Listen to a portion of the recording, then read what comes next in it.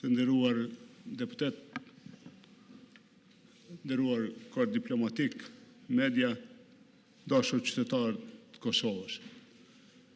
Ne sot kemi ardhur të kryejmë detyrën tonë të deputetit, për që dhe në dhe jemi kritikue gjatë tyre mujve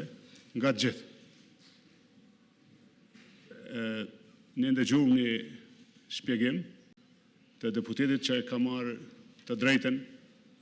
me i dhënë vendit qeverin tani dhe zyrtarisht nga presidentja. E pam që është një lloj shfaqësimi për gjendjen e vendit, për problemet që ka vendi, kuptohet ka mujtë mu shfaqësua dhe i grim ma shumë, me shpjegu pak edhe pse jemi në sanksione, pse na është ndalu dialogu strategjik, pse çmimi i energjisë është rrit kaq shumë e kem probleme në prodhim. Kjo listë ka mujtë me qenë e gjatë. Tani edhe ne, si Aleancë, nuk dëshirojmë, pra nuk e shohim të rrugës të rendit, që të debatojmë për një program qeverisës, të një qeverie në ardhje, sepse nuk në u dha. Nuk kemi asnjë material me shkrim të ndonjë programeve qeverisës për vitet që vijnë, që është praktikë e zakonshme, pa shihet që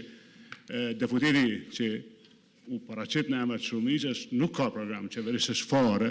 nuk është nda deputetëve të paktën me pa dikush.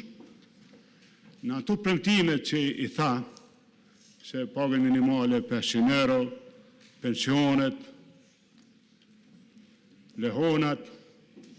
dhe disa premtime tjera,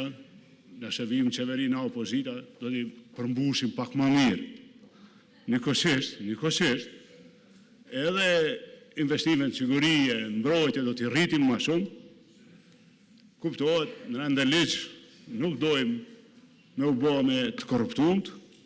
po me prokurorin, me institucionet e drejtësisë, në dorë krah tyne, për fund i nderuar deputet që u paraqite këtu në emër të shumicës, ma viti pak kjo arsyeja